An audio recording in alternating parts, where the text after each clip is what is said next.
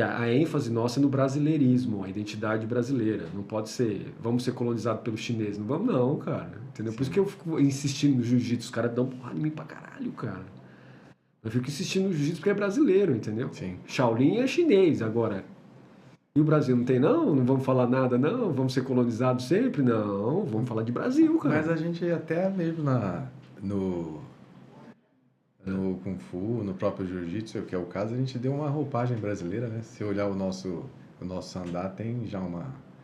A gente teve a oportunidade de, através dos ensinamentos, né? Da compilação do mestre Nereu Grabalos, transformar o sandá, a nossa roupagem, né? Característica do brasileiro.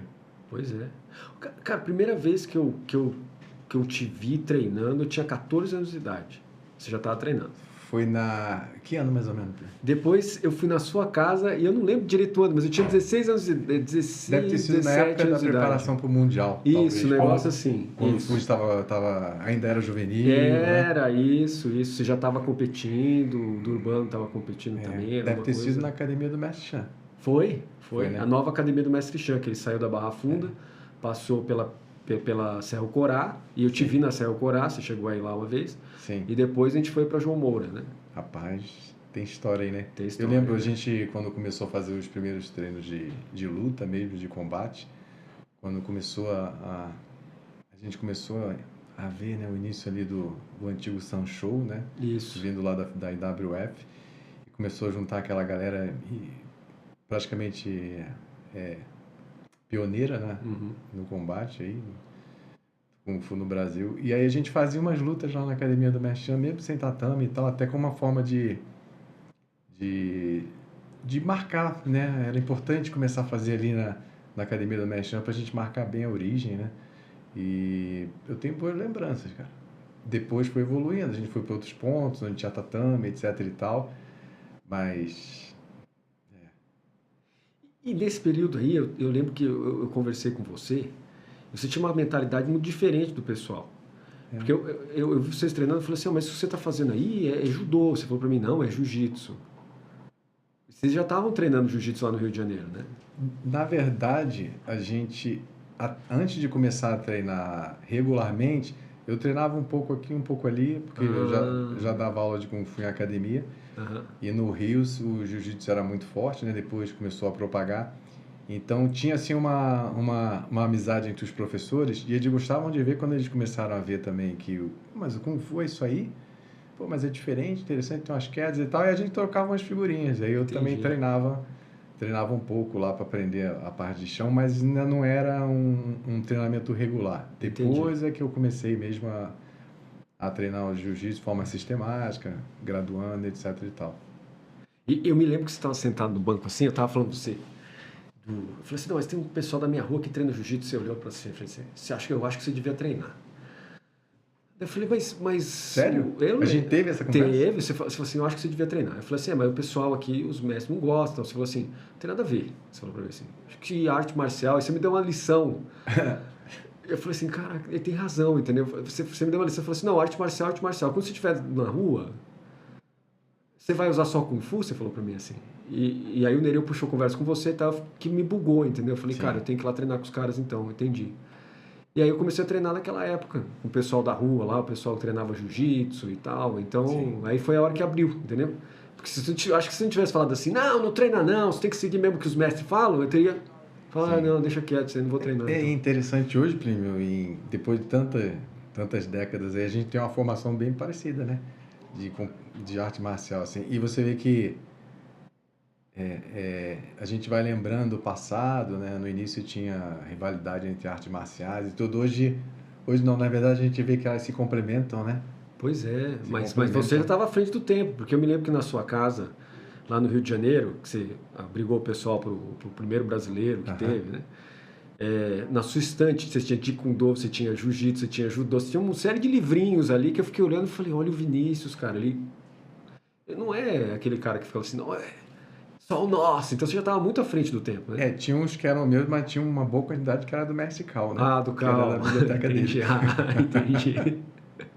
E eu ficava papirando aqueles livrinhos lá chineses dele e achava bem interessante. Aí quando a gente teve a oportunidade de conhecer, através quando começaram os primeiros campeonatos, né, os mundiais, o primeiro 90, experimental, depois o 91, que os brasileiros já começaram a se destacar, 93, depois 95 eu tive junto lá da equipe. Aí, assim, a gente viu, né, as escolas do leste europeu, da Rússia, outros países também, a própria China.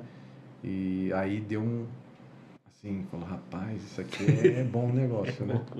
Era um combate bem franco, bem real. E a partir dali começou um desenvolvimento, um mestre Nereu tomando a frente, né? Com a capacidade dele assim, imensa, como um grande mestre, de compilar aquele ensinamento, adaptar para nós. Houve um desenvolvimento. É o brasileiro, né? A mão de obra, a gente vê aí nas lutas, né? Pois é, cara. No MMA, até no boxe agora, o brasileiro chegando no topo, né? Pois é. Conseguindo ser campeão mundial. E o Brasil se adapta muito fácil à luta, né? Impressionante. E no nosso caso, no Kung Fu, no Sandá não foi diferente. Então, e na época eu me lembro, assim, essa fase, né? Tinha você e tinha o Mozart, tinha uma galera ali, inclusive o Fuji, o Eduardo Fujira estava lá dentro. Sim. Tinha o Yoshi também. Sim. E vocês estavam sempre à frente do tempo, né? Eu me espelhava muito em vocês. Eu acabei de treinar jiu-jitsu, fui treinar boxe, fui treinar Muay Thai por causa de vocês. Eu falava assim, cara, esses caras aí, eu vi vocês treinando e falava, cara, como é que pode os caras ser tão bons assim? E aí eu trocava ideia com você, depois trocava ideia com o Yoshi, o Mozart também chegou a conversar comigo várias vezes. Então eu ficava pegando ali elementos de como vocês faziam para treinar. E claro, o mestre Nereu Grabalho sempre foi influência majoritária ali dentro, né? Interessante que teve assim a primeira geração que eu posso dizer que eu fui spar da primeira geração, eu participei da primeira seletiva que teve na antiga academia do mestre Chan, que tinha uma descida assim, você entrava e tinha uma escada para baixo assim. Aí teve a primeira seletiva, não foi uma espécie de seletiva. Primeira vez na minha vida que eu passei frio de verdade, que eu vim para São Paulo, tava frio. Aí eu falei, rapaz, isso é frio. E daí saíram ali os primeiros representantes daquela primeira geração, né? Teve o Luiz Peçanha do Rio, o Will de Brasília, que eram os lutadores mais prontos, que estavam prontos realmente para lutar, né? Eu tava começando, e a gente se juntou ali naquela noite fria de São Paulo e saímos na mão. Assim, foi o primórdio assim, da nossa escola para começar a participar dos campeonatos na época do Sanshou, do Sandá Luz, né? Então eu fico lembrando desse início aí, e o Nereu, o professor, o mestre Nereu, junto aí o mestre Cal também já começavam a tomar frente na organização da equipe, de manter a unidade, apesar daquele primeiro momento ali da gente sair na mão, se conhecendo assim, se integrar como colegas da escola, como irmãos, né, como futuros atletas, e dali começou, né? E aí eu lembro bem do Luiz, do Will, e houve o Teles também, do Rio Grande do Sul. Eu lembro desses 3 nomes que foram os nossos primeiros destaques, assim, no brasileiro. E depois, se eu estiver esquecendo de alguém, do Shaolin do Norte, eu acho que não, assim, naquela primeira leva. E aí a gente ajudou nos treinamentos, participamos, o Luiz era do Rio também. E aí depois foi evoluindo, né? Aí houve outras edições, mas começou assim, ali. Então eu lembro bem dessa primeira seletiva porque eu estava lá. E aí depois veio uma segunda geração, que aí veio o Fuji, que era um pouco mais novo, né? Que era uma geração meio assim Aí depois veio a outra geração, que é a geração do... Que é assim, existe uma interseção entre gerações, né? O Fuji um pouco mais novo que a gente, que foi vamos dizer, um grande expoente ali daquele momento, e acredito que tenha sido até hoje o grande expoente. Sem dúvida. E aí veio o Caveira, que chegou a lutar com o Fuji. O Durbano é da minha geração. Sim. Durbano era já era uma referência no Kung Fu para nós, né? Exato. Até o Durbano escrevia livro, fez filme. Exato, aqueles livrinhos que vendiam nas bancas de jornais. Né? E aí depois veio o Edson, o Caveira, que chegou a lutar com o Fuji. E aí veio a geração do Emerson, né, essa galera que participou e tal, que foi, assim, a última grande geração de grandes lutadores que o Brasil teve no Sandá, No né? Sandá, Esperamos que recupere, né? Eu também espero. Até porque temos um Mundial aí no próximo ano. Uhum. E, assim, é opinião minha, né? Lógico. Mas em função de resultados de tudo que eu vivi, acompanhei ao longo desse tempo. Mas, enfim, é isso.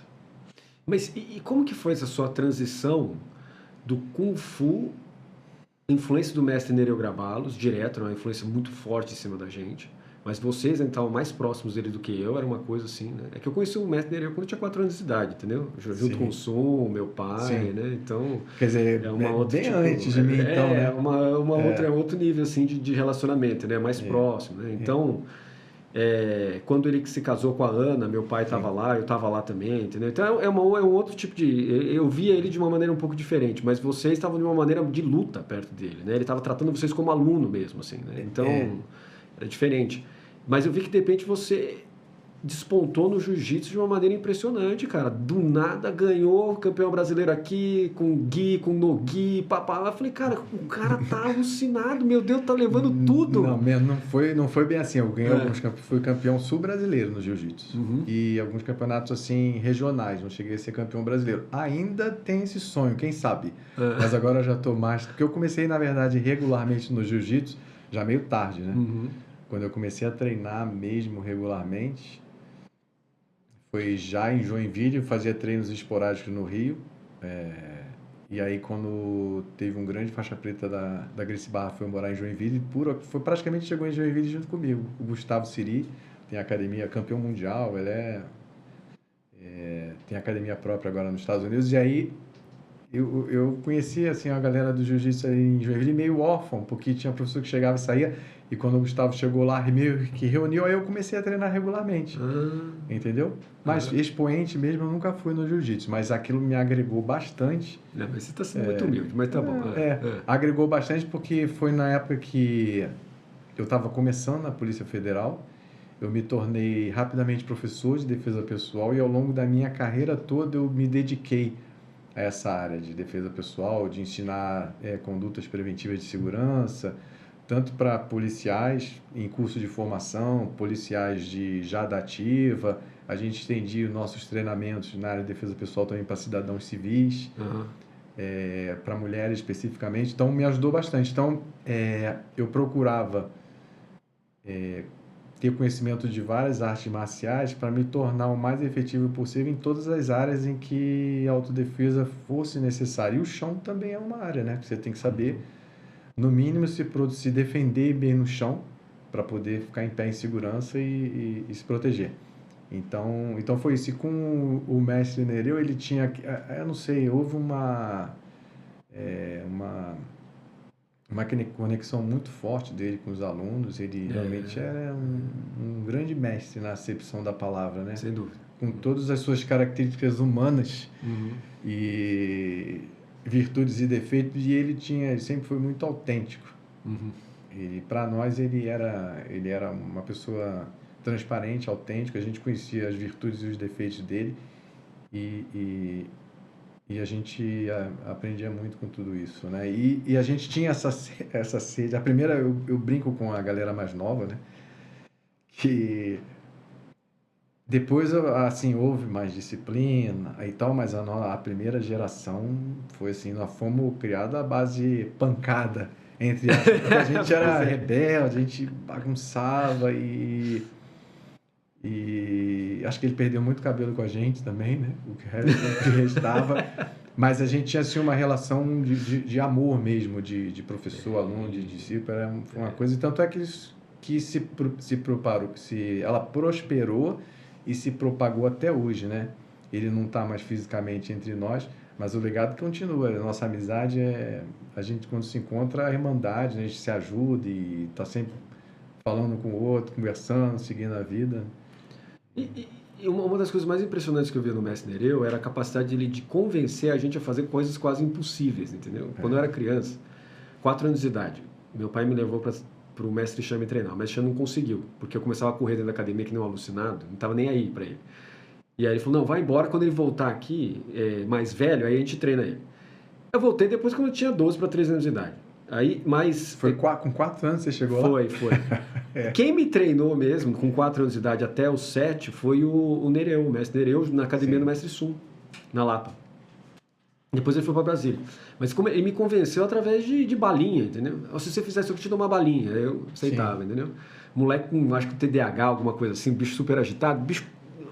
E eu vi isso depois. Ele conseguia fazer vocês alcançar um rendimento através de um modo dele de perceber a maneira como cada aluno pensava. Ele tratava cada um de vocês de um jeito diferente. Por exemplo, você, ele tratava de um modo diferente que ele tratava o Fuji, do Yoshi. Exatamente, era personalizado o negócio. Era personalizado, exatamente. Então você falou da academia do mestre, só um parênteses. Você fazia aquelas... Quando o mestre ia lavar a academia, você dava aquelas deslizadas assim? Não.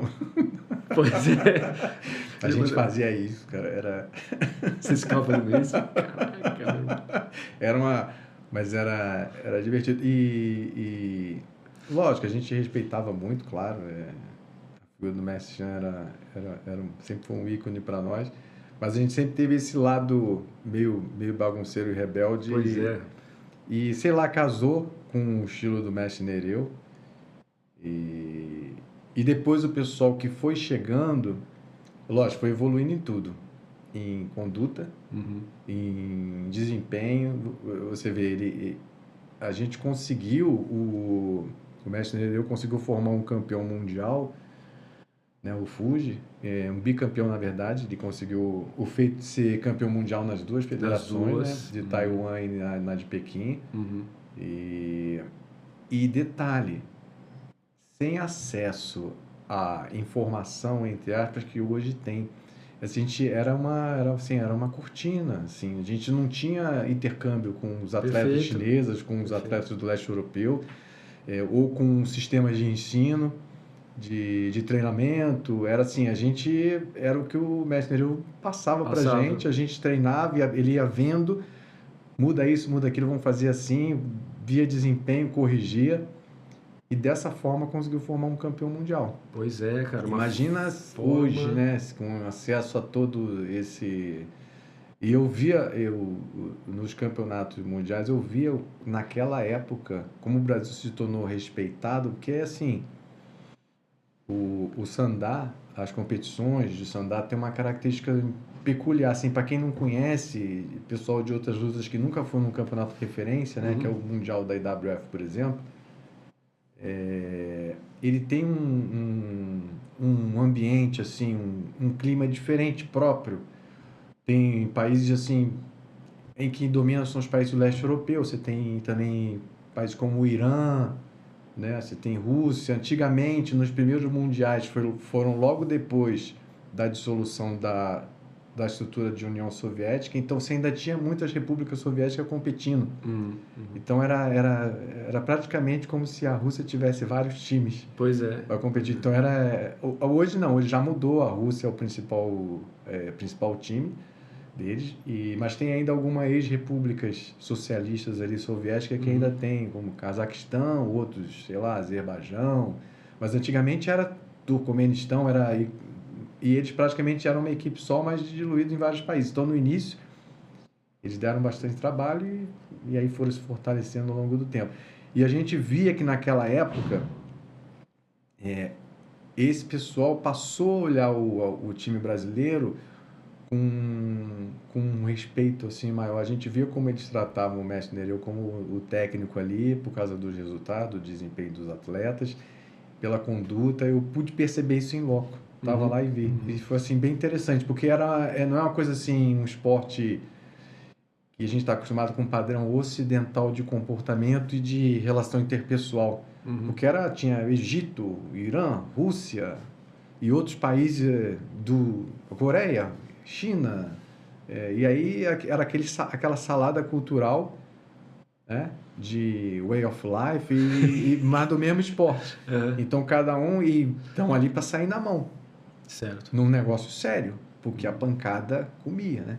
A pancada comia. O negócio era pra valer. Violência, mas era uma violência esportiva mesmo assim, era violento. Eu me lembro bem do treinamento de vocês. Esses treinamentos que você referenciou, que vocês começaram, eu tava lá. Era um catatal pequenininho, mas tava lá vendo vocês. Ficava impressionado com a vontade que vocês tinham e pau comia, entendeu? Era um negócio louco. Teve um primeiro, eu lembro desse, assim, para mim marcou o início dessa era do mestre Nereu cuidando ali do time, que foi na academia do mestre Chan. Foi. Não sei se você tava. Eu tava em quase todos os treinos de vocês, mas cara. esse, assim, que a gente se reuniu lá, aí tava o mestre Nereu, acho que o mestre Cal foi também, e a gente foi para lutar. Pois é. Só para isso. Pois é. E aí já tinha, assim, uma galera, não vou citar os nomes, assim, mas era a galera, inclusive outros atletas que já não eram mais, que nem eram do Shaolin do Norte. Que o mestre Nereu sempre teve essa capacidade, assim, de agregar, de trazer, de compartilhar. Isso aí era...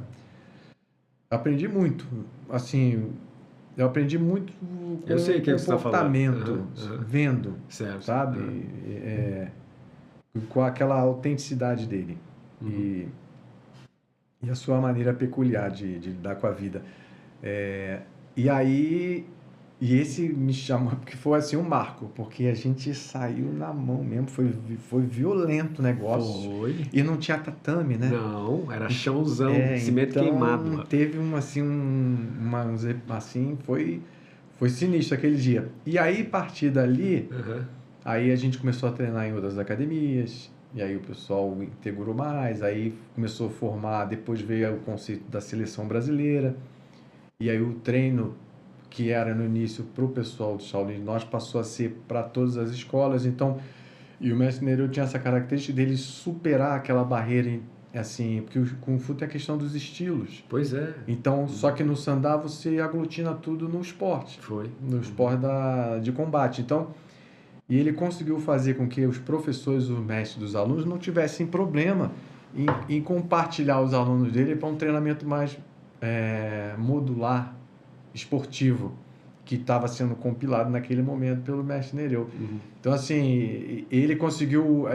eu acho que os resultados vieram rápidos nessa época, porque... E não só do Shaolin Norte, atletas... como o próprio Caveira, outros de outros Kung Fus, assim, que vieram de academias de Kung Fu tradicional, de outros estilos, e assim, e meio que padronizamos o desempenho de todo mundo, mais ou menos, cada um tinha a sua característica, né? Certo. E ele deixava, assim, não era todo mundo pasteurizado, não estava todo mundo igual. Treinava junto, mas cada um, e ele sabia, fazia essa leitura. Então ele conseguia com que esses professores fornecessem essa mão de obra, esses alunos ali, para integrar esse time que se tornou seleção brasileira e sem assim, é meu aluno, não quero, sabe? Eu acho que por isso, essa capacidade dele de lidar com, entender a psicologia humana, lidar com esses mestres, professores consagrados e tal, e com os alunos dele, formar o time, unidade, o pessoal saía na mão, mas era aquela amizade, né? Pois é. E aí o resultado veio. E o resultado veio. Eu pude testemunhar isso aí de pé, aprendi muito. Hoje eu vejo assim, já com meus mais de meio século, já vejo como que eu aprendi. Como eu fui privilegiado, na verdade. Porque o Nereu chamava você de líder do grupo, né? Eu me lembro que ele falava que você era o coordenador, você era o líder, ele falava essas coisas diretamente, assim. Eu não sei se ele falava mas pra mim ele falava, pelo menos. Ele falava, né? Pois é. Assim... Aí depois eu lembro quando você entrou na Polícia Federal... não sou muito bom falar de mim, não. Assim, eu acho que depois eu acabei me afastando um pouco mais por causa do trabalho, né? Pois é, eu lembro quando você entrou na Polícia Federal, eu fui morar em outros estados, passei muito tempo viajando, mas eu sempre lembro disso, de que ele falava, procurem manter a amizade, integrar, se encontrem-se mais. Então agora a ideia é a gente poder se encontrar mais regularmente. Um não pode, outro não pode, mas a gente sempre encontra, você vê.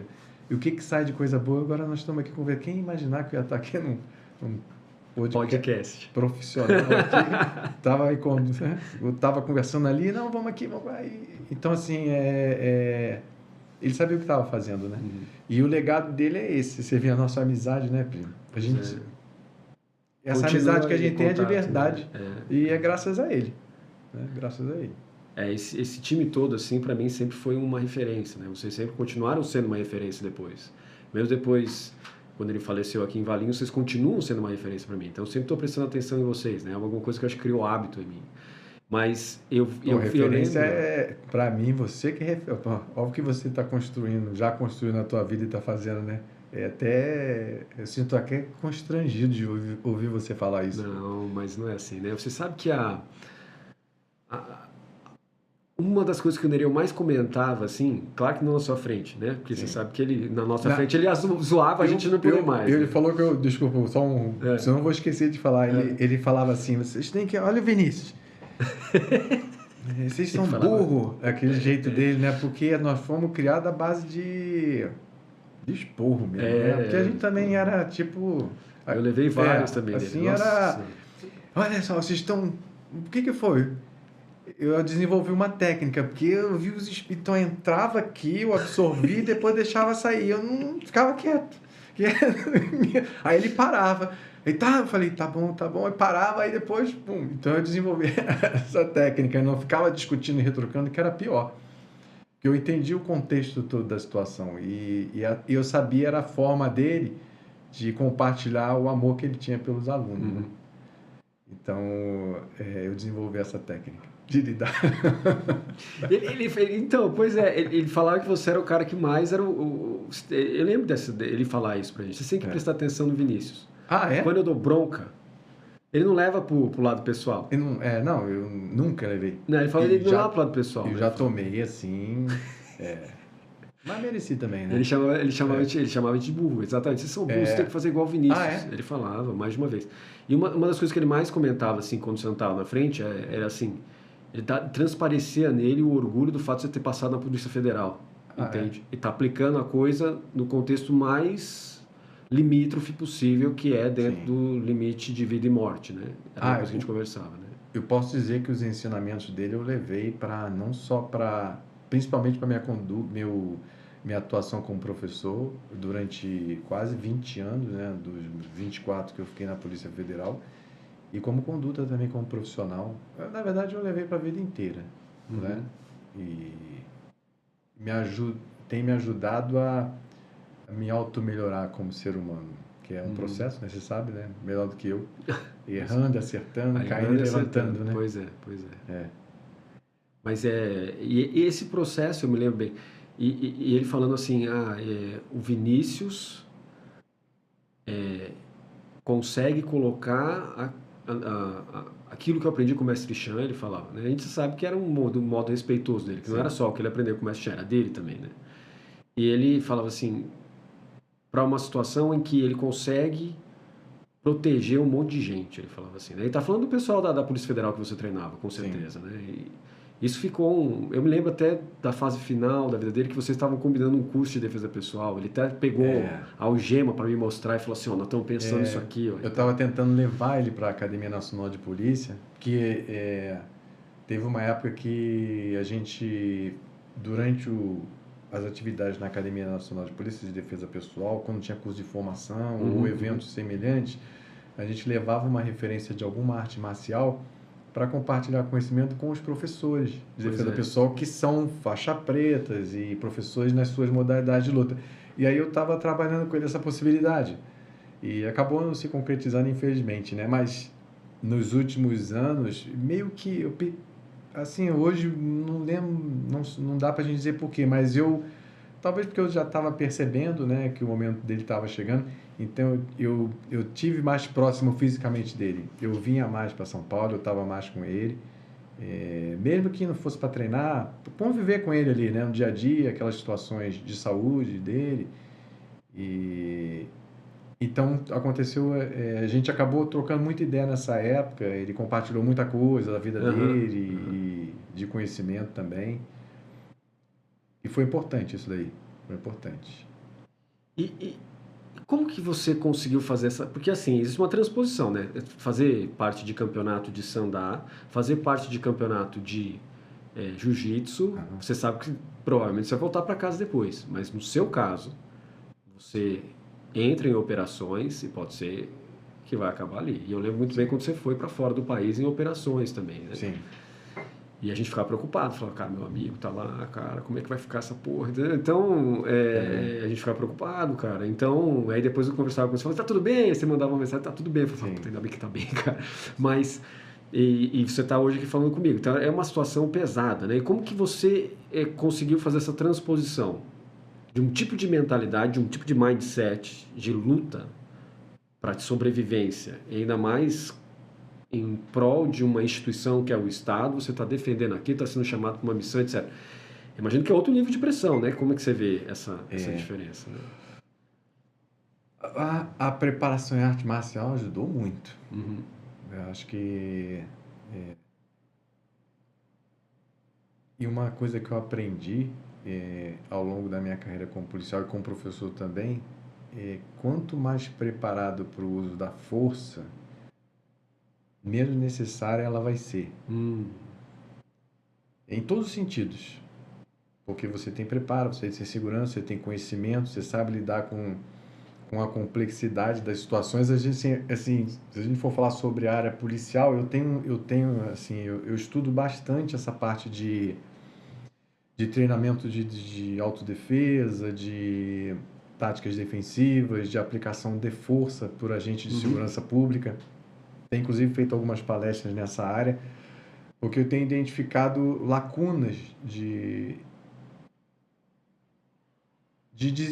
que estão levando a problemas de performance da polícia. E isso independe que a gente vê muitos casos de polícia com excesso do uso da força e, às vezes, com ausência da própria uso da força. É difícil você modular o uso da força porque o nosso trabalho é extremamente complexo. E eu estudei isso bastante. A Academia Nacional de Polícia foi praticamente um laboratório para os professores lá, porque a gente lidava e aplicava e treinava isso ao longo dos anos. Então, tem muitas situações que o treinamento em arte marcial me ajudou a me desenvolver nessa área também, entendeu? Então, assim, a gente tem algumas propostas até para aprimorar o desempenho da polícia no uso da força, que o uso da força dentro da doutrina do uso seletivo da força, que é o que a gente aplica na Polícia Federal e em outras instituições também de segurança, você tem desde a presença policial até o uso da força letal. Nossa. Passeando por toda essa... E ela não é necessariamente um uso gradual, progressivo da força. Pelo contrário, você pode chegar numa situação não diria letal, mas de uma eminência do uso da força e você conseguir administrar aquilo para trazer uma situação que você vai usar sem usar força, por exemplo, ou vice-versa. Então, e é um cenário muito complexo e, no geral, os policiais não são adequadamente preparados para lidar com essa situação, porque envolve estresse, envolve questões psicológicas, envolve um monte de coisa que eu acho que a gente teria que mudar esse paradigma de, ao invés de apenas, por exemplo, condenar eventuais excessos ou má condutas de policiais com relação ao uso da força, a sociedade vamos tentar entender o que está acontecendo e vamos tentar mudar essa realidade. Talvez o meio acadêmico precise participar mais disso, sabe? Entendi. Em pesquisas científicas mesmo, porque o que eu identifiquei é que esse problema não é um privilégio do privilégio, entre aspas, né? De países com baixo orçamento, certo. Polícias mal preparadas, questões culturais. Não, você encontra situações desde países como os Estados Unidos, a Alemanha, por exemplo, polícias altamente equipadas, treinadas, bem remuneradas. Problemas iguais você encontra na África, nos Estados Unidos, no Brasil, na Guatemala e Alemanha. Então, alguma coisa precisa ser vista porque é um serviço prestado à sociedade, né? O cliente quem é? A sociedade, se a sociedade está para se beneficiar de uma polícia melhor, não vai solucionar você apenas criticando a polícia. Perfeito. Mas entender que a polícia faz parte da sociedade, aquele ser humano está ali, policial. A grande maioria, a esmagadora, quase a totalidade são policiais honestos e querem prestar o melhor serviço, mas muitas vezes não estão conseguindo. Pois é. Então a solução tem que partir de quem? Da sociedade também. E assim, eu acho que o meio acadêmico podia participar mais. Pode contribuir com isso, né? Pô, com certeza. Você sabe que essa questão pelo menos na minha família do lado chinês, a gente sempre tem policiais como heróis, porque meu avô foi policial e foi delegado em Xangai, entendeu? Então, a gente nunca consegue ver muito bem, justamente porque ele passava um pouco disso pra Sim. gente, a gente não consegue ver muito bem um policial como um cara corrupto que é do mal, entendeu? Sim. É o contrário, o cara tá lá pra tomar um tiro pra te salvar, entendeu? Então, ou pra te proteger. Ou então é o cara que prende o ladrão e coisa assim. Então você tem uma cultura já ali dentro da minha família que é Sim. para proteger o policial da coisa, né? E eu acho estranho quando o pessoal malha a polícia. Ele fala, tá, você tira a polícia, acontece o quê?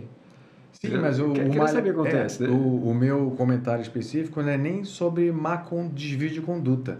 Porque isso aí é uma coisa, como eu falei, é um percentual mínimo dentro da Mínimo, polícia, de exato. todas as forças. Mas ganha mídia, né? Mas em relação a má conduta, entre aspas, em relação ao uso específico da força. Da força. Falar assim, pô, machucou, matou, precisava, o que que houve, por quê? E entender por que esses eventuais casuísticas aí de uso da força que não foram adequadas, por que elas acontecem? Perfeito. Enquanto se apenas condenar aquela ação daquele policial, daquele grupo de policiais, a solução não virá. Ela não virá. E eu consigo, ao longo da minha observação, meu treinamento, meu estudo, eu tenho observado isso bem. Aí, quando eu faço os meus treinamentos, eu tento passar o máximo possível dos policiais, principalmente aqueles que estão começando, mudar o mindset, entender as situações e se preparar para não ser uma estatística ruim na polícia, que ficou pelo caminho, que perdeu o seu emprego, sabe? E é impressionante isso, né? Porque assim, você tinha tudo para não se preocupar com essa questão, porque porradeiro, né?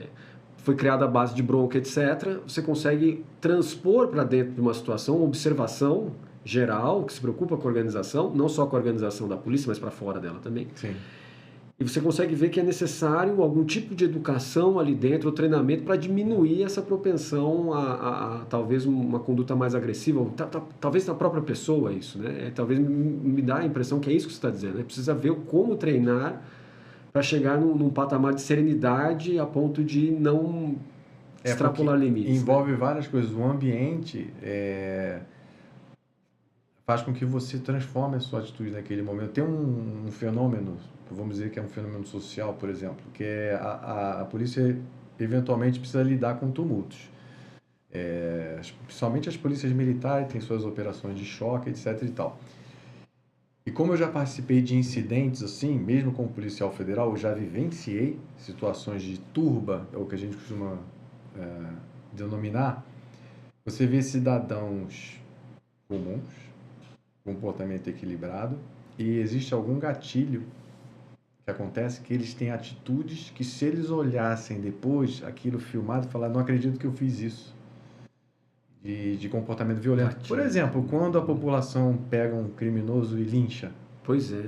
você acha que todos aqueles que estão ali são homicidas, têm passagem pela polícia? Não, existe um gatilho, aí por isso que eu falo da questão da participação das universidades, do meio acadêmico. Existe um gatilho psicológico, fisiológico, que seja para entender essas mudanças bruscas no comportamento humano, para elas terem atitudes violentas. Então, isso não é uma particularidade do policial. Não, é do ser humano.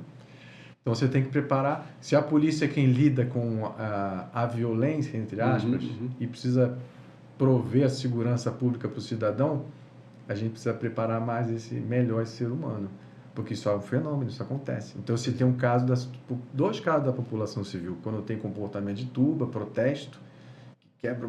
Você acha que todo mundo que está ali, nem 100% das pessoas estão ali, são ligados a grupos radicais, etc? Não, é impossível, impossível, né? Claro. Ou quando fazem justiça pelas próprias mãos, né? Porque existe um gatilho, alguma coisa, um fenômeno acontece na cabeça, no corpo, na bioquímica do ser humano, que faz ele ter aquela atitude, pelo meio ambiente, pela situação, pelo altíssimo estresse envolvido. Então, o policial, como ser humano, que lida com aquela carga de estresse, por exemplo, já tem estudos mostrando que o nível de estresse, por exemplo, de grupos especiais que vivem em confronto armado no Rio de Janeiro, por exemplo, que é semelhante a distúrbio de militares que passam no Iraque, no Afeganistão, porque lidam com um estresse assim absurdo, altíssimo. Como que você acha que aquilo ali vai gerar um impacto no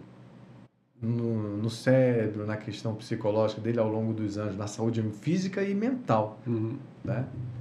Então, é interessante. Isso aí é algo que me chama a atenção e eu acho que a sociedade precisa abrir os olhos para ter, no final das contas, um melhor serviço de segurança pública também. É lógico que existem outras variantes, né, envolvidas na melhora do serviço público em geral, mas isso é algo que me chama a atenção porque eu lidei com isso, né, diariamente. Então eu vi ao longo de muitos anos. Eu imagino que deve ter sido uma coisa. E é interessante isso, né? Quando eu tinha 18 anos de idade, a gente estava naquele primeiro campeonato brasileiro de Kung Fu, acho que eu tinha 17 ou 18. E você foi o árbitro da luta, não sei se você lembra. Qual? De uma luta minha. Né? De uma luta foi? Minha. Foi. Você me desclassificou. Por quê? Não sei se você lembra. Porque você virou pra mim e falou... eu tomei um cruzado de um lado, fez pi, eu tomei do outro. Não escutava. Aí você apitou, eu não ouvi, bum, no cara. E o cara caiu pra trás, entendeu? E aí você falou assim, desclassificado na hora. Aí eu falei, pô, mas como desclassificado? Deu nocaute no cara? Foi, cara. Aí você me tirou pra um lado e falou assim, você não pode, eu tinha apitado. Daí mas era juvenil ainda? Era não, já era adulto, era início de adulto. Tá? E aí, eu falei, eu queria lutar com o Marcelino na final, então era semifinal. Aí fiquei super chateado no canto lá, falei, mas o que aconteceu? Aí você chegou aí e falou, não quero que você pense mal de mim não, mas você tava alucinando, você tem que ter controle emocional. Pá. Naquele mesmo ano eu fui para Taiwan, eu fui conversar com o meu mestre de budismo, né? Um dos meus mestres, né? Eu falei, mestre, aconteceu o seguinte, eu contei para ele, e é interessante o que você falou. Ele citou a mesma coisa. Eu falei assim, será que eu sou uma pessoa violenta? Será que eu tenho... Ele falou, não, olha, isso é o ambiente. Ele me explicou uma série de coisas. Você tem que treinar isso, isso e isso. Para obter mais controle emocional e você não perder a cabeça na hora. Eu achava que ele ia falar magia, não foi nada. Ele falou a mesma coisa que você tá perdendo a cabeça. Eu falei, porra... E aí eu comecei a fazer uma série de treinamentos com eles e tal, e toda vez acabou indo para isso. Culminou com o Dalai Lama na Austrália, ensinando o método de Amantaká para controlar raiva, ódio, entendeu? E isso naquela época você tinha me falado. Você tem que controlar a sua raiva. Eu falei, caralho, o que tá acontecendo, entendeu? E agora você tá aqui comigo no podcast, você tá repetindo a mesma coisa. Pra mim, parece que eu tô no túnel do tempo, entendeu? Interessante, né? Você tá repetindo a mesma coisa, só que não é pra mim. É para um conjunto de pessoas que estão lá dentro, que tem uma função social e que se perderem o limite, não vai ter um Vinícius para puxar o capacete na hora e falar, o que você está fazendo, entendeu? E a sociedade enxergar que quando vê aquele cara ali, aquele sujeito uniformizado, que ele eventualmente pode enxergar como vilão, não. Tem um pai de família, tem uma mãe, tem um cidadão normal ali, comum, que quando vai para casa com toda aquela carga de estresse ali, a sociedade não pode continuar estereotipando como um vilão. Tem que entender aquele fenômeno que acontece. Lógico, se houver desvio de conduta do ponto de vista criminal, é outra coisa, não é isso que eu estou falando. Eu estou falando em entender o comportamento humano e como melhorar o desempenho do policial especificamente, porque a gente tem a atribuição do uso da força. Né? É fantástico isso. Né? Esse pensamento seu, essa sua mentalidade que foi construída em cima daquilo, de uma tradição budista, que é a tradição do Kung Fu, depois uma tradição brasileira de luta, né? Que o pessoal da família Gracie diz que nasceu do budismo, né? Se isso é ou não é a área acadêmica de pesquisa, mas eles dizem não, veio do budismo, né? Formando uma mentalidade que é muito parecida, de fato, com a espiritualidade budista, né? Então, você tem aí algo muito, muito interessante, né? Eu agradeço muito sua presença. Eu que agradeço pelo convite surpresa. Organizado pelo Ortega, viu? O Foi, professor Ortega que trouxe vocês para cá, né? Foi a iniciativa dele e ele aproveitei o gancho e falei, Ortega, né? Vamos deixar registrado isso. Ele falou, vamos. Então, é muito da bondade. E parabéns aí pela iniciativa do teu podcast aí. Parabéns, Bruno. Fiquei feliz de ter sido honrado com esse convite. Eu que agradeço, a honra foi minha.